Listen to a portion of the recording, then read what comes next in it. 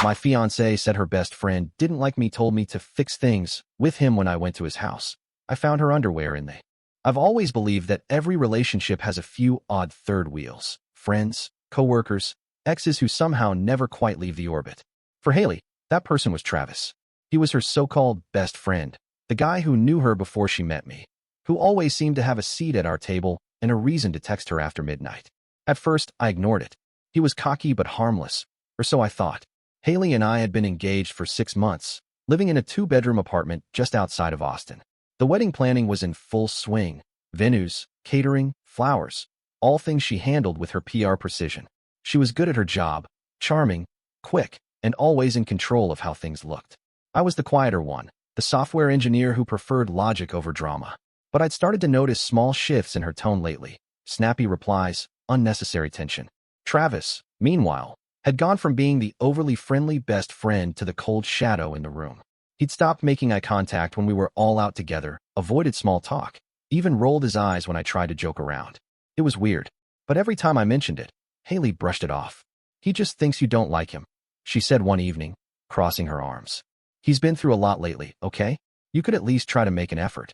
The way she said it felt rehearsed, like she'd practiced the line before I got home. She followed it up with, you should go talk to him, maybe bring a case of beer or something. He'll come around. I remember staring at her then, thinking how oddly invested she was in making me and Travis get along. But she was stubborn when she wanted something, and I was tired of arguing. So, 2 days later, I stopped by the store after work. I grabbed a 12-pack of Modelo, the kind Travis usually brought to cookouts, and drove to his townhouse. It was around 8 in the evening, the kind of humid Texas night where the air feels thick enough to choke you. When I parked outside, the place was dark except for a faint glow from the upstairs window. I texted him, hey man, outside your place. Haley said you wanted to talk. No reply. I figured maybe he was asleep or didn't see it, so I walked up to the door and knocked. Nothing. After a few seconds, I tried the handle, unlocked. I hesitated. It wasn't like Travis to leave his door open. I stepped inside and called out, yo, Travis? Still no answer. The living room was a mess. Beer bottles, a half-empty pizza box, clothes on the back of the couch. The air smelled faintly of cologne and something else, feminine, like vanilla perfume. Haley wore that scent. My stomach tightened, but I brushed it off. Coincidence. As I walked toward the kitchen, my foot brushed against something soft. I looked down and saw a black tank top on the floor, clearly women's. The air seemed to thicken even more. Travis. I called again, louder this time. A faint laugh came from down the hallway. It was muffled but unmistakable. 2 voices. One of them hers. Every muscle in my body froze. For a moment, I couldn't move. My hands went cold, my throat dry. I tried to convince myself I was mistaken, that maybe I was hearing things, or maybe the TV was on in another room. But then I saw it, lying halfway under the hallway rug, a small, light blue piece of lace. Her underwear, the same kind I'd seen her wear last week, when we went out to dinner. I didn't need to smell the perfume again to know. My brain rejected the thought, even as my heart knew the truth. I took one slow step forward, then another, following the faint sounds of laughter. Each footstep felt like it echoed through my bones. When I reached the slightly open bedroom door, I could see the reflection in the tall mirror across the room. 2 bodies, bare skin, her tattoo, the small crescent moon just below her shoulder blade, clear in the dim light. The sound that came out of me wasn't anger, not yet. It was disbelief, something raw and heavy that crushed my chest. I pushed the door open just enough to make them turn. Haley's face snapped toward me, her eyes wide with horror. Travis froze, half sitting up, confusion painted on his face like a child caught stealing. She scrambled for a blanket, her lips moving but no sound coming out. I didn't yell. I didn't throw the beer I was still holding. I just stared. The betrayal didn't look cinematic or dramatic. It looked pathetic, human, awkward. 2 people who thought they'd hidden something well and ran out of time to keep pretending. Haley finally spoke, her voice shaking, saying something about, it's not what it looks like, but it was exactly what it looked like. I dropped the beer on the carpet. It hit with a dull thud and rolled toward the nightstand. Travis muttered my name, trying to find an excuse, but I wasn't listening anymore. I turned and walked out without saying a word. The night outside felt colder than before, the humidity gone, replaced by the kind of sharp air you only notice when you're trying not to break apart. I got into my car and just sat there. My mind didn't race, it slowed down. Every memory, every small excuse, every late text she'd brushed off as work stuff, replayed in perfect clarity. She'd told me that very morning she was going to her mom's for dinner. When I started the car, my hands were steady. I didn't scream or cry or punch the wheel. I drove home with the windows down, the warm air hitting my face like a dull wave. Back at the apartment, her makeup bag was gone. So was her purse. That confirmed it. This wasn't an impulsive moment. This had been planned. She'd sent me into the trap she built. It hit me around midnight, sitting in the dark kitchen. She hadn't wanted me to fix things with Travis. She wanted me out of the way. Every detail, the push to go see him, the insistence that we get along, even the specific night, made sense now. It wasn't guilt she'd been hiding, it was logistics. And yet, under all the anger starting to build, there was another emotion I didn't expect: clarity. I knew, deep down, that I'd never get an honest explanation from her. But I also knew I wasn't going to lose my mind over it. I decided right then that I'd let her tell whatever story she wanted in the morning, because I already had one forming in my own head, and mine wasn't going to end with forgiveness. That night, the apartment stayed silent except for the faint hum of the fridge. I didn't sleep. I didn't even move much. I just sat there, looking at the untouched wedding invitations on the counter, and thought about how easy it was for people to pretend they loved you, until the truth showed up wearing your fiancé's perfume. And somewhere between that thought and sunrise, a new kind of calm settled in. Not peace, not acceptance, just the certainty that the next time I saw Haley, she'd realize she hadn't just betrayed a man who loved her. She'd underestimated someone who knew exactly how to end things without a single word. The next morning, sunlight hit the blinds like it was mocking me. I hadn't slept, hadn't even changed clothes. My phone buzzed twice before I finally looked. It was Haley. First text, "Can we please talk?" Then another, "I'm outside." For a second, I considered ignoring her. But curiosity got the better of me. I opened the door. She stood there in last night's clothes, her hair messy, her eyes swollen. She looked smaller somehow, but not remorseful, more like someone rehearsing a scene they didn't believe in. "I can explain," she said quickly. "Please, Declan, I didn't mean for." I let her talk. Every word felt like background noise, a script of half-truths and improvisation. She said it was a mistake, that he'd been drinking, and that she went there to talk. Talk. In his bed, with her underwear in the hallway. When she realized I wasn't interrupting, she tried changing angles, crying, saying she'd been confused, that she still loved me, that I couldn't throw everything away over one night. I didn't answer. I just pointed toward her things still left in the apartment. Her shoes, a few dresses, a tote bag she used for the gym. She took the hint. As she packed in silence, she kept glancing at me, waiting for an explosion that never came. I didn't give her the satisfaction of chaos. Before leaving, she stopped at the door. "You think you're the only one who's hurt? I made a mistake, but you're acting like a stranger." I said nothing. When the door closed, the air felt cleaner. Later that day, I called in sick to work. My brain refused to focus on code or emails. Instead, I started going through her social media, her calendar invites, even the shared notes we used for wedding planning. Every entry from the last few months looked different now. All those late PR meetings, client calls, drinks with the team. Half of them lined up with nights I'd noticed her perfume on my jacket when she hugged me goodbye. Then I checked her Uber history. She'd forgotten I still had access through our joint account. There it was. Several trips to Travis's street, spaced weeks apart. Always on Thursdays. Always around the same time she'd tell me she was at yoga. That was when the anger started simmering. Not the kind that screams, but the kind that makes you think. Around 8 p.m., I texted Travis from a random Google number. I didn't even disguise my tone. I just wrote, "Hey, it's me. Need to talk about last night." 2 minutes later, he replied, "Haley? What the hell? I told you not to text me right now." My chest tightened. I replied, "You told me to text when I got home." He didn't hesitate. "You mean our home or yours?" That was it. I ended it there. No arguments, no reveals yet. I wanted to know exactly how deep the hole went before I set anything on fire. The next day, Haley sent me a long message, something about needing closure and understanding. She asked if I could meet her at a cafe downtown, neutral ground. I agreed. When I arrived, she looked polished again. Makeup done, hair curled, her damage control face. She started with the same lines. She was sorry. It meant nothing. She didn't want to lose me. Then she added a new layer, that Travis had been spiraling emotionally, and she had been there for him. That word again, for him. She claimed he kissed her first, and she didn't know how to stop it. She even added that she was too scared to tell me, because she thought I'd leave. It was incredible, really, watching her rewrite the script in real time. I almost admired how well she could lie with a straight face. When she finished, I asked her if she'd been at his place before that night. She swore she hadn't. I nodded, pretending to believe her, and paid the check. As we walked out, she slipped her hand into mine like nothing had happened. That was when I realized what her game was. She wasn't trying to save our relationship. She was trying to save her image. Over the next few days, she texted me constantly. Small things, good morning, thinking about you. Can we talk again? I responded just enough to keep her comfortable. Meanwhile, I was digging deeper. Through her email, shared Dropbox folder, I found a hotel reservation from 2 months ago under Travis's name, but the charge had been made on our joint card. The dates matched the weekend she told me she'd gone to a friend's bachelorette trip. The address? 2 hours away, near Lake Travis. That was the moment the disbelief finally cracked into something else. Not rage, strategy. The next weekend, she asked if she could come by to get a few more things. I agreed, then set up a small recording device I'd bought that morning. I placed it on the bookshelf, facing the couch. When she arrived, she seemed more relaxed, like the dust had settled, and I'd moved on. She brought up trying again, mentioned counseling, even said, "Travis and I don't talk anymore." The audacity almost made me laugh. I told her I needed time.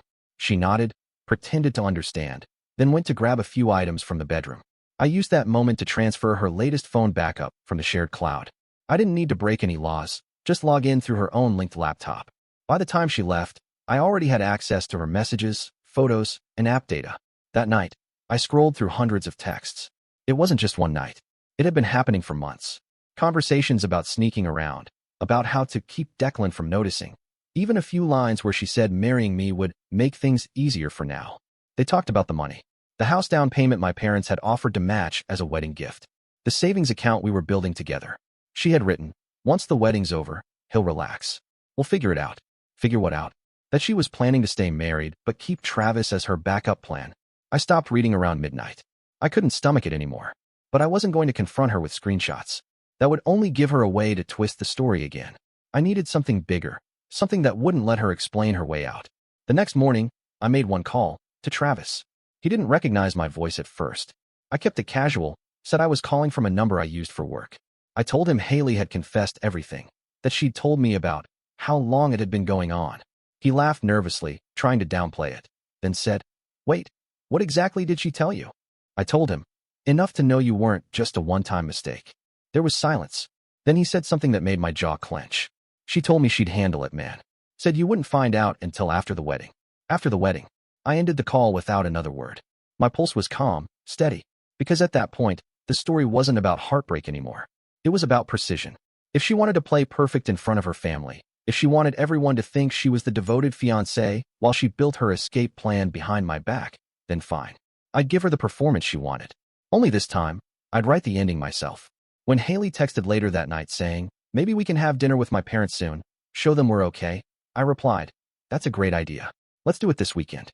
She sent back a smiley face and a heart. And for the first time since that night in Travis's hallway, I smiled too, but not for her.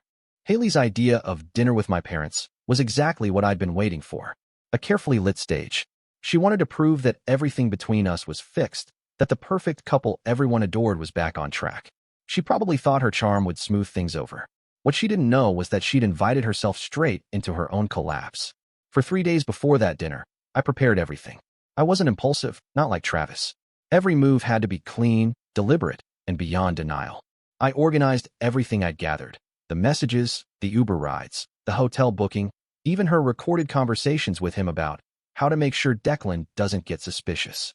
But there was one thing I needed to be sure of. Their contact hadn't stopped.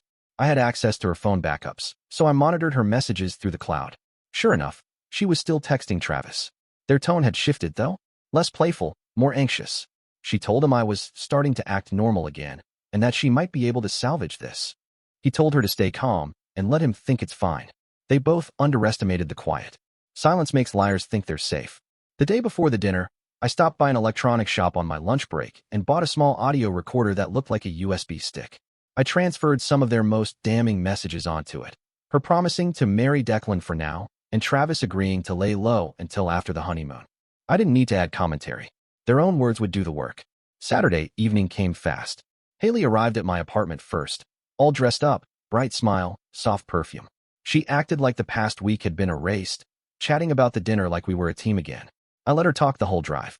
She filled the silence with details about her father's new car, her mom's book club, even joked about how Travis is probably too embarrassed to show his face after everything.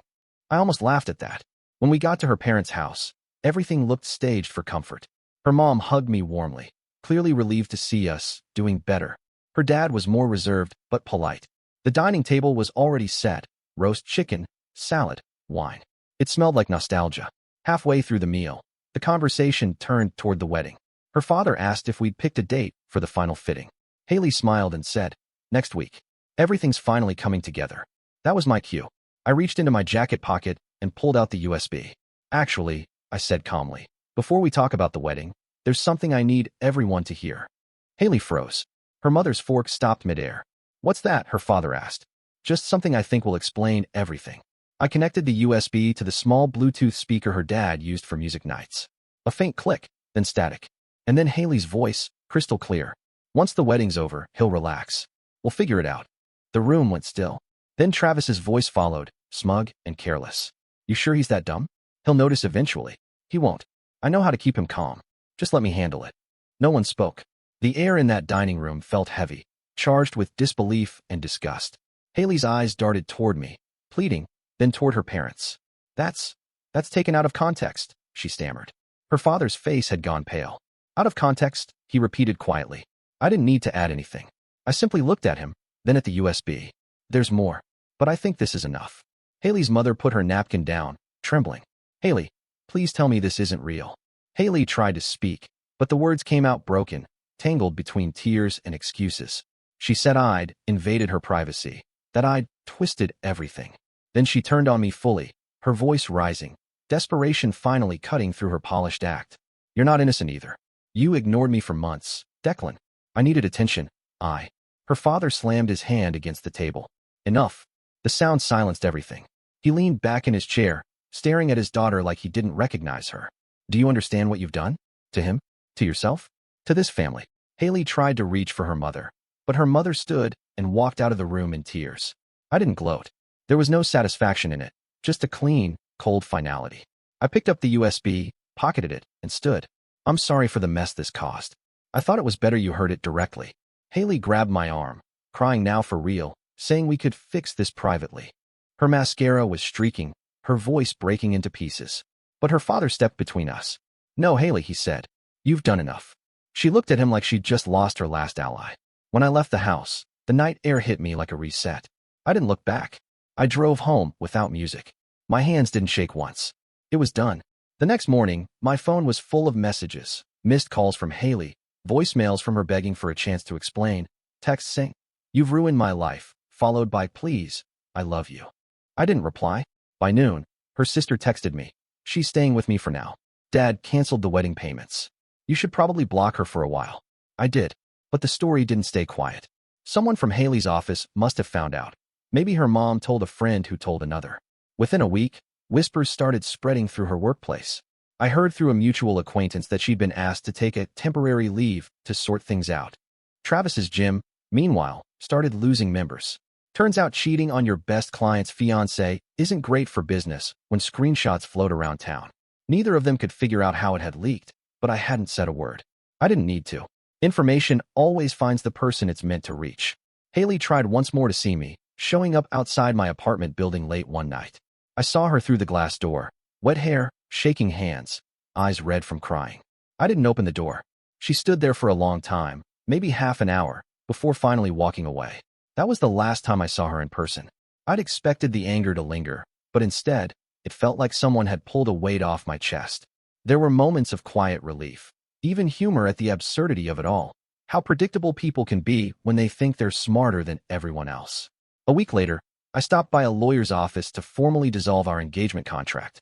We'd already paid for some wedding vendors, so I redirected the refund check to her father's account. I wanted nothing from her, not even reimbursement. That alone seemed to sting her more than any revenge could. By the end of the month, the apartment looked different. I'd replaced the couch she picked out, sold the dresser we built together, and painted the walls a neutral color. No traces of her perfume, no echoes of her voice. Just silence and clean air. Sometimes I'd pass the old photos on my phone. Trips, dinners, her smile. But I didn't delete them. They weren't painful. They were just reminders of what manipulation looks like when it's disguised as affection. I thought that would be the end of it. But 3 weeks later, a message appeared in my inbox from an unknown number. The subject line read, "You were right about her." It was from Travis's ex-girlfriend, Allison. She attached screenshots of her last conversation with him. Messages of him blaming Haley for ruining his life, saying she'd thrown him under the bus after I exposed them. Allison said he'd been confronted by some of his gym investors and that his business was in chaos. Reading it, I didn't feel joy, just closure, the kind that doesn't need an audience or applause. That night, I went for a walk around the lake near my apartment. The city lights reflected on the water, calm and unbothered. I thought about how everything had started, with Haley's insistence that I fix things with her best friend, and ended with me realizing she was the one who'd broken everything herself. I didn't plan to see her again, but life doesn't always need revenge to feel finished. Sometimes the silence afterward is enough. And as I stood there, watching the ripples fade across the water, I realized something simple. She hadn't destroyed my life. She'd only freed it. 3 months later, the world looked different. Not brighter, not happier, just quieter. The kind of quiet that comes after a storm wrecks everything and leaves the air still, like it's waiting to see what grows back. Haley was gone from my life completely. She tried to text once more from a new number, something short. I still think about you, but I didn't answer. I deleted her contact long ago, and now even her name looked strange on the screen, like a word from a language I didn't speak anymore. The fallout of that dinner didn't end with her walking out in tears. It rippled through everything she touched. Haley's father stopped speaking to her for a while. The man who used to brag about his perfect daughter suddenly refused to mention her at all. Mutual friends cut contact. Her PR job, where she used to post polished photos of her busy professional life, turned cold. She was put on unpaid leave until further notice, which everyone knew was code for, "You're done here." And Travis? He didn't fare better. His gym had been thriving, private clients, sponsorship deals, even a couple of influencer partnerships. But word spreads fast when it's about betrayal. A few clients left quietly, then a few more. Then one of the gym's investors pulled out. Within 2 months, the business was bleeding money. A friend of mine who still followed Travis online told me he'd started posting vague motivational quotes about fake people and haters. The irony wasn't lost on anyone. I didn't take pleasure in their collapse. Watching it unfold felt detached, like I was looking through glass. They'd built their own fire. I just stopped shielding them from the smoke. I focused on rebuilding my own life instead. I canceled the apartment lease we'd shared and moved into a small house on the edge of town. Nothing fancy, just space, quiet, and no reminders of her perfume on the curtains. I started running again, something I hadn't done since college. The rhythm helped. My job picked up speed too. Long hours, projects, new clients. But no matter how steady life became, part of me stayed curious, not about her, but about how people recover from their own lies. Did she ever admit what she'd done, even to herself? Or did she keep rewriting the story, telling herself it was all a misunderstanding, a mistake blown out of proportion? Sometimes I wondered if she ever realized that her biggest mistake wasn't the cheating. It was assuming I'd stay quiet forever. One Sunday morning, as I was sorting old mail, a brown envelope caught my eye. No return address, just my name written in cursive. Inside was a short letter, neat handwriting, a few smudges near the bottom. It was from Haley's mother. She wrote that Haley had moved back home for a few weeks after the dinner, that things between them were strained but civil. Then she wrote something that caught my attention. "She's not the same person, Declan. I think she finally understands what she lost." I didn't reply. It wasn't out of anger, just indifference. Some people only change because they're forced to face the wreckage, not because they understand the pain they caused. But what surprised me most was how quickly life moved on. The human mind has a strange ability to erase chaos when it's no longer relevant. By spring, I'd met someone new. Her name was Camille, a graphic designer who freelanced for tech startups. We met at a client mixer, the kind of event I almost skipped. She was sharp, funny, unpretentious.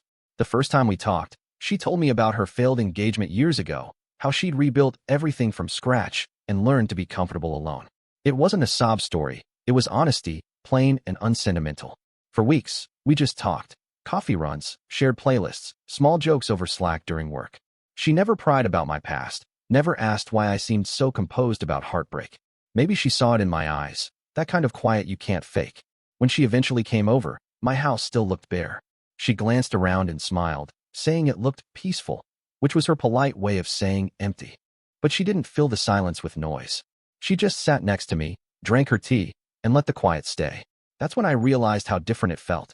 No pretending, no performances, no balancing on someone else's moods. Just ease. Around that same time, I got an email from an old coworker who knew Travis through mutual fitness circles. He attached a news article link with a short message. "Looks like your old friend is in trouble." The headline read, "Local gym owner under investigation for contract fraud." Apparently, Travis had been overcharging clients for premium programs that never existed. The report said several clients had filed claims, and one investor was pressing charges for falsified expense records. The story mentioned he'd lost most of his partnerships and that one former employee had testified against him. That employee was Haley. I read it twice, then closed the tab. There was no satisfaction in it, only irony. She'd finally turned on the man she once chose over me, and now they were both sinking in the same mess. A week later, another message came through, this time from an unknown Gmail address. No text, just an image attachment. Curiosity made me open it. It was a photo from the courthouse steps, Travis in a cheap suit, sunglasses on, jaw tight. Haley stood a few feet away, holding a folder, looking down. She was thinner, pale, unrecognizable from the woman who once planned color themes for our wedding. The caption at the bottom, probably from a gossip blog, said, "Former PR rep testifies against ex-partner in fraud case." I deleted the image without saving it. Not out of bitterness, out of closure. There was nothing left to say, nothing left to avenge. They'd written their ending without my help. That evening, Camille and I went for dinner at a small restaurant downtown. Nothing fancy, just quiet tables, warm lights. When we sat down, she noticed I was distracted. I told her I'd seen something from the past, but that it didn't matter anymore. She nodded, said softly, "Sometimes closure isn't peace. It's just finally not caring." That line stuck with me. We ate, talked, laughed. The world outside went on. Cars passing, people arguing over parking spots, music from the bar next door. Life didn't stop for heartbreak. It never does. When we left, I walked her to her car. The night was cool, the air gentle. She kissed me goodnight, unhurried, no drama, no story to decode. Just calm. And for the first time in a long while, I realized something important. Revenge isn't always payback. Sometimes, it's simply outgrowing the person who thought they could break you. Weeks later, I started my own consulting firm. It wasn't planned. The idea had been sitting in my head for years. I named it after something neutral, Northline Digital. But in my mind, it represented something else entirely, direction. Camille helped with the branding, designed the logo, built the site. We spent late nights working, drinking cheap coffee, arguing over fonts and colors. The kind of arguments that end in laughter, not slammed doors. One night, while testing the website, she said, "You ever think about how everything bad that happens forces you into the right direction?" I thought about Haley, about Travis, about that night with the beer case and the unlocked door. "Yeah," I said, "all the time." And I meant it. I never heard from Haley again. The last trace of her I saw was a faint shadow of her LinkedIn profile, showing she'd relocated to another city, probably trying to start fresh. Maybe she did. Maybe she didn't. Either way, it wasn't my concern. Sometimes, when I think about everything that happened, it doesn't feel like betrayal anymore. It feels like a test, the kind that strips you down until there's nothing left but who you really are. I passed it. Barely, maybe. But I did. Now, when people talk about heartbreak like it's fire, I think they're wrong. Fire destroys. But this was more like a controlled burn. It cleared the field, made room for something honest to grow. And as the months rolled on, as life became ordinary again, I found myself grateful. Because sometimes losing everything fake is the only way to make space for something real.